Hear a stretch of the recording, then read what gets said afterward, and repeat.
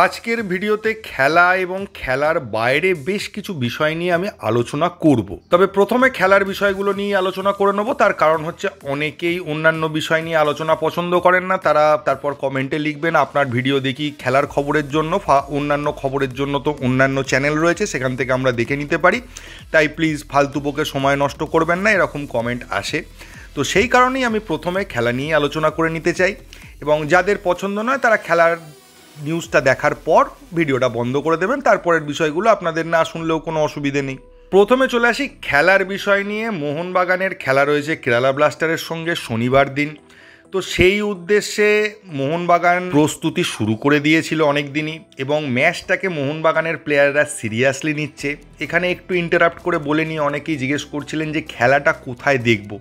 চ্যানেলে আমি বলতে পারবো না, আমি খেলাটা হটস্টারেই দেখছি, যেরকমভাবে আইএসএল দেখতাম। তো একইভাবে হটস্টারে দেখা যাচ্ছে, কোনো চ্যানেলে দেখা যাচ্ছে না বলেই আমি শুনতে পাচ্ছি। তো জানি না এরপর দেখা যাবে কি না। তো মোহনবাগানে ফিরে এলে মোহনবাগান টিমের যেটা বললাম যে তারা মোটামুটি একটা প্রস্তুতি নিয়েই যাচ্ছে, এবং তাদের মধ্যে জেতার খিদেটা রয়েছে। জুনিয়র প্লেয়ারদের মধ্যে কিছু করে দেখানোর একটা খিদে রয়েছে। তো প্রথম ম্যাচটা যে একদম একপেশে ম্যাচ হবে, যে কেরালা ব্লাস্টার মোহনবাগানকে চেপে ধরবে, সেটা নাও হতে পারে, কারণ মোহনবাগানের জুনিয়র টিমের সঙ্গে বেশ কিছু সিনিয়র প্লেয়াররাও রয়েছে। ফলে বিষয়টা অতটা সহজও হবে না অপোনেন্টের কাছে। এবং গতকালের ম্যাচে ইন্টারকাশি দেখিয়ে দিয়েছে বেঙ্গালুরুর মতো টিমকে তারা টুর্নামেন্টের বাইরে করে দিয়েছে। তো টাই ব্রেকার একটা বিষয় আছে এই খেলাটাতে। তো এটার একটা সুবিধাও হচ্ছে, যদি আমরা রেগুলার টাইমের মধ্যে খেলাটাকে ড্র রাখতে পারি, সেক্ষেত্রে টাই ব্রেকারে কে জিতবে সেটা আগে থেকে বলা যায় না। সেটা টিমের ভারসাম্যের ওপর অতটা ডিপেন্ড করেও না, কিছুটা লাক ফ্যাক্টরও কাজ করে। ফলে মোহনবাগান যদি কোনোভাবে ম্যাচটা না হারে 90 মিনিটের মধ্যে, অ্যাটলিস্ট ড্রও রাখে, তাহলেও কিন্তু মোহনবাগানের একটা ভালো সম্ভাবনা রয়েছে সেমিফাইনালে যাওয়ার। এবং আবার বলছি, ম্যাচটার একটা ডিসাইডিং ফ্যাক্টর হতে চলেছে এনার্জি ম্যানেজমেন্ট এবং ওয়েদার ম্যানেজমেন্ট। যে টিম এইটা ম্যানেজ করে খেলতে পারবে, লাস্ট মোমেন্টে মরণ কামড় দিতে পারবে, সেই টিম কিন্তু এগিয়ে যাবে বা তার জেতার সম্ভাবনা অনেকটা বেড়ে যাবে। তাই এই ওয়েদার ম্যানেজমেন্ট এবং এনার্জি ম্যানেজমেন্টের ওপর অনেকটাই জেতাহারা নির্ভর করবে এই টুর্নামেন্টে। সার্তো, টাইসান, এক্সান, সালাউদ্দিন এদের মতো প্রতিভাবান প্লেয়াররা কিন্তু টিমের সঙ্গে রয়েছে। এদের অভিজ্ঞতা কম হতে পারে, কিন্তু এদের পারফরমেন্স বা এদের কোয়ালিটি বা পোটেনশিয়ালের কিন্তু কোনো অভাব নেই। তো আশা করি মোহনবাগানের জুনিয়র প্লেয়াররা নিজেদেরকে ছাপিয়ে যাওয়ার চেষ্টা করবে, নিজেদের 100% দিয়ে কিছু করে দেখানোর চেষ্টা করবে, এবং আশা করি একটা ভালো ফল তারা করবে। আগামীকালের ভিডিওতে মোহনবাগানের প্রবাবেল ফার্স্ট 11 কী হতে পারে সেটা নিয়ে আলোচনা করে নেব। আর মোহনবাগানের প্র্যাকটিসের খবর বললে, প্র্যাকটিসে দীপক টাংরি পুরো প্র্যাকটিস করতে পারেননি। দীপক টাংরির কিছু একটা সমস্যা আছে, কিন্তু এক্স্যাক্টলি কী সমস্যা বা কতটা চোট রয়েছে বা কী কারণ রয়েছে বা সেই কারণটা কতটা গুরুতর সে সম্পর্কে ডিটেলস কিছু জানা যায়নি। তবে মনে হচ্ছে সেটা খুব একটা চিন্তার সেরকম কিছু ব্যাপার নয়, গুরুত্বপূর্ণ বিষয় নয়। এবার যদি চলে আসি ট্রান্সফার নিউজে আরও কিছু নাম মার্কেটে উঠেছে, যেমন জুনিয়র মোরেনো একটা নাম শোনা যাচ্ছে আবার। তবে আমি একটা বিষয় বলতে চাই, যে আমি যে সোর্সটা থেকে আপনাদের বলেছিলাম যে জেসন কামিন্স আসার আগে যে অস্ট্রেলিয়া থেকে একজন প্লেয়ার আসতে চলেছে, নাম কেউ কিছু বলতে পারেনি বা জানানো হয়নি তখন। তো সেই রকমই এবারও একটা খবর পেয়েছিলাম কিছুদিন আগেই, কিন্তু বেশ কিছু রিলায়েবল চ্যানেলও সেই কথাটা বলছে, এবং তাদের সোর্স এবং আমার সোর্স, আমার ধারণা আলাদা, একই হতে পারে, কিন্তু আমার মনে হয় যে আমার সোর্স এবং তাদের সোর্সটা আলাদা। তো আরিয়ান স্ক্রিপ্টও আজকে সকালের ভিডিওতে একই কথা বলেছে। তো সেইটা থেকেই আমি মনে হলো যে না, খবরটা আমি যেটা পেয়েছি সেটা ভুল খবর নয়, বা সেটা রিলায়েবলই খবর। তো এবারও সেই জিনিসটাই জানতে পেরেছি। সেবার যেমন অস্ট্রেলিয়া থেকে শুনেছিলাম, এবার শুনেছি ল্যাটিন আমেরিকা থেকে একজন প্লেয়ারের সঙ্গে মোহনবাগান ম্যানেজমেন্টের কথাবার্তা নাকি অনেক দূরই এগিয়ে গেছে।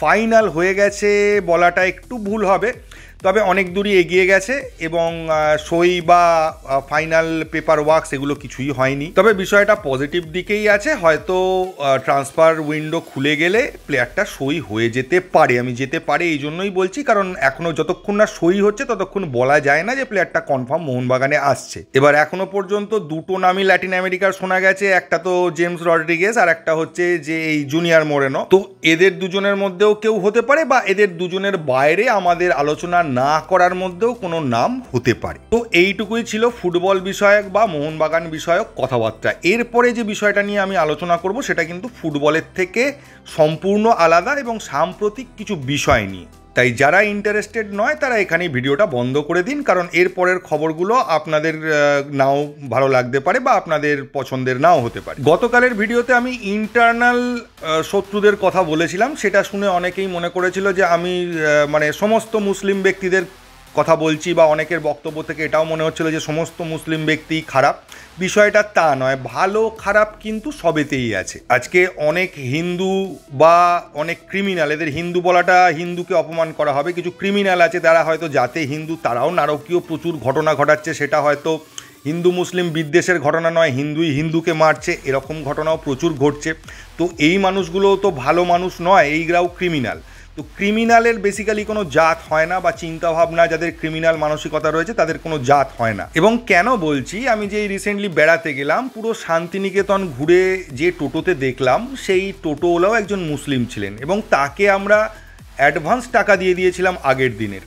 তো তিনি যদি ফোনটা অফ করে দিতেন আমরা হয়তো তাকে আর খুঁজেও পেতাম না। তার নাম সে একটা বলেছে, সেটা আসল না নকল কিছুই জানি না, কিন্তু সেই ব্যক্তি পরের দিন এলো, ঠিক সময় এলো, আমাদের সঙ্গে খুবই ভালো ব্যবহার এবং যথেষ্ট আন্তরিকতার সঙ্গে আমাদেরকে ঘুরিয়ে দেখালো। তো এই ব্যক্তিটাকে দেখে তো আমার ক্রিমিনাল মনে হয় না, এই ব্যক্তিটা হিন্দুদের হেট করে বলে তো আমার মনে হয় না। এবং তার পরিবারের বিভিন্ন কথা, তার পরিবারে কারা রয়েছে, তার কি কি বিষয় নিয়ে প্রবলেম রয়েছে, সব কিছুই সে আমাদের সঙ্গে শেয়ার করছিল। এবার বলি আসল প্রবলেমটা কোথায়। আজ থেকে 10 বছর আগেকার ঘটনা। আমার এক জুনিয়র, সে মুসলিম, তার বাড়িতে ঈদ উপলক্ষে আমাকে নিমন্ত্রণ করেছিল। আমি সেখানে গেছিলাম এবং এমনই আপ্যায়ন করেছিল, আমি সত্যি বলছি আমার বাড়িতে কেউ এলে আমি হয়তো বা আমাদের বাড়ির লোকেরা হয়তো ওই লেভেলের আপ্যায়ন করতে পারে না। এবং ভীষণভাবে আন্তরিক মনে হচ্ছিল, আমারই পরিবারের কেউ এইভাবে তারা আমার সঙ্গে কিন্তু বিহেভিয়ার করেছিল। কিন্তু সমস্যার জায়গাটা হলো, আমি যখন সকালবেলা গেছিলাম খাওয়া দাওয়ার পর, বিকেলবেলায় আমার বন্ধু আমাকে বলল, বা আমার জুনিয়র যে ছিল সে বলল যে দাদা আমাকে আধ ঘন্টা সময় দিতে হবে, আমি আধ ঘন্টার জন্য একটু একটা জায়গায় যাব। আমি তখন জিজ্ঞেস করলাম যে কোথায় যাবি, তো আমিও যাই। ও তখন বলল এসো দাদা, অসুবিধে কিছু নেই। এখানে একটা জিনিস ছোট্ট করে বলে রাখি, আমি সেই দিন লখনৌ থেকে আনা একটা পাঞ্জাবি, সাদা রঙের পাঞ্জাবি পরে বাইকে করে ওর বাড়িতে গেছিলাম। এবং ও প্রথমেই দেখে বলেছিল দাদা তুমি তো পুরো আমাদের মতো সেজেছো, তোমাকে দেখে বোঝাই যাবে না তুমি হিন্দু না মুসলিম, তুমি তো আমাদের মধ্যে মিশে গেছো পুরো। এবং সে বলল দাদা তুমি যদি একটা চোখে সুরমা পরে নাও তাহলে কেউ তোমাকে বলতেই পারবে না, কেউ তোমায় বুঝতেই পারবে না। তো আমারও ইচ্ছে ছিল, আলটিমেটলি হয়নি ওই সুরমা পড়ার। অ্যাকচুয়ালি এটা তো আমাদের স্বভাব, অন্য লোকের কালচারকে নিজের করে নেওয়া, তাদের কালচারে মিশে দেখা, তাদের কালচারকে রেসপেক্ট দেওয়া, এটা আমাদের জন্মগত স্বভাব বলতে পারেন। যে বিষয়টা ছিল, বিকেলে বলল ধর্মসভা আছে, সেখানে অন্তত আধ ঘন্টার জন্য যেতে হবে। তো আমার প্রথম প্রশ্ন ছিল ধর্মসভায় গিয়ে তুই কি করবি। বলছে আমি কিছু করব না দাদা, আমাদের প্রত্যেকটা ঘর থেকে একজন রিপ্রেজেন্টেটিভকে ওখানে প্রেজেন্ট থাকতে হয়। তো আমি বললাম যে যদি না থাকিস, বলছে তাহলে দাদা এই গ্রামের মধ্যে আমাদেরকে এক ঘরে করে দেবে। এবং ঘটনাটা যেখানে ঘটছে সেটা আমাদের এখান থেকে উত্তরপাড়া থেকে সামান্য কিছু কিলোমিটার দূরে। তো ও আমায় বললো দাদা তোমাকে দেখে এমনিতে তো কিছু চেনা যাবে না, তুমি একটু দূরে দাঁড়াবে। গাছতলায় আমাকে দাঁড় করিয়ে ও সেই ধর্মসভায় গেল, আমি পেছনে দাঁড়িয়ে গাছতলা থেকে শুনছি। এবং মাইকে আলোচনা হচ্ছে বা যে প্রচারটা হচ্ছে সেটা মাইকেই হচ্ছে, সবাই শুনতে পাবে, কোনো লুকোচুরির ব্যাপার না, লুকিয়ে হচ্ছে না। এবং সেখানে যেটা আমি শুনলাম, সেখানে পরিষ্কার ওপেনভাবে ভারত বিরোধী, হিন্দু বিরোধী কথাবার্তা হচ্ছে এবং ওপেনলি হচ্ছে। তখন আমার এটাই মনে হচ্ছিল আমি ভারতবর্ষে দাঁড়িয়ে আছি, আমি আফগানিস্তানে রয়েছি, না আমি পাকিস্তানে রয়েছি, আমি কোথায় রয়েছি। অথচ আমি আমার বাড়ি থেকে সামান্য কিছু কিলোমিটার দূরে দাঁড়িয়ে আছি। আমার বন্ধু ছিল ওই সভার ব্যাক বেঞ্চার, তাকে যে সে গেছিলো অ্যাটেন্ডেন্স দেওয়ার জন্য। কোনো রকমে আধ ঘন্টা কাটিয়ে কোনো কথা এক কান দিয়ে শুনে আর এক কান দিয়ে বার করে সে কোনো রকমে ওখান থেকে বেরিয়ে এসে বললো চলো দাদা তোমাকে এক জায়গায় নিয়ে যাই, তারপর আমায় ঘোরাতে নিয়ে গেছিলো। কিন্তু বিষয়টা হচ্ছে এই ধর্মসভার মনোযোগী স্টুডেন্ট বা ফার্স্ট বেঞ্চার যারা, তারা কিন্তু আমাদের পক্ষে বিপদের কারণ হয়ে দাঁড়াতে পারে। এবং এইটাও বুঝতে পারলাম আমাদের যে ধর্মসভা হয় বা ধর্মীয় আলোচনা যেখানেই হয়, সেখানে আত্মার শুদ্ধি, জীবনে কি করে উন্নতি করবেন, কোন পথে চলা উচিত, গীতা ফলো করা উচিত ইত্যাদি আমাদের নিয়েই আলোচনাটা সীমাবদ্ধ থাকে। এবং আমাদের জীবনের উন্নতি নিয়েই আলোচনা করা থাকে। মুনি ঋষিরা কি বলে গেছেন জীবনযাত্রা সম্পর্কে বা কিভাবে লাইফ কাটাতে হবে, এই নিয়েই আলোচনা হয়। কিন্তু ওই ধর্মসভায় আমি বারবার দেখতে পাচ্ছিলাম একটা বিদ্বেষ এবং নিজেদের ধর্ম বা নিজেদের থেকে অন্যদের কি করা উচিত, অন্যদের সাথে কীরকম বিহেভ করা উচিত, অন্যদের কিভাবে বয়কট করা উচিত, সেই নিয়েই আলোচনাটা যেন বেশি ছিল। তো আশা করি আপনি বুঝতে পারছেন যে আসল প্রবলেমটা কোনখানে দাঁড়িয়ে আছে। এবং ইতিমধ্যে সোশ্যাল মিডিয়ায় এই জঘন্য ঘটনার পরেও ভারতের বিভিন্ন প্রান্ত থেকে, ইভেন আমাদের পশ্চিমবঙ্গের মুর্শিদাবাদ অঞ্চল থেকেও কিছু পোস্ট আসছে যেগুলো এই ঘটনাটাকে সমর্থন করছে। তো আমি এই ভেতরকার শত্রুদের কথাই গতকালের ভিডিওতে বলার চেষ্টা করেছিলাম।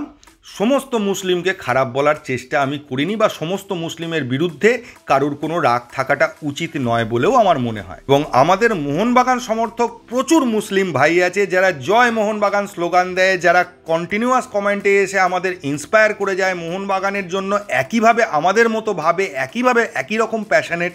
তারা অন্তত হিন্দু বিরোধী নয়, বা তারা এই ধরনের কাজকর্মকে কখনোই সাপোর্ট করে বলে আমার অন্তত মনে হয় না। যাকে অনেক ফালতু কথা বলে ফেললাম, আপনাদের অনেকের ভালোও লাগতে পারে, কারোর খারাপও লাগতে পারে। যদি কিছু ভুল বলে থাকি আপনারা ক্ষমা করে দেবেন। এই ভিডিওতে এইটুকুই। যদি ভিডিওটা ভালো লাগে প্লিজ চ্যানেলটাকে সাবস্ক্রাইব করবেন। থ্যাংক ইউ, ধন্যবাদ এবং জয় মোহনবাগান।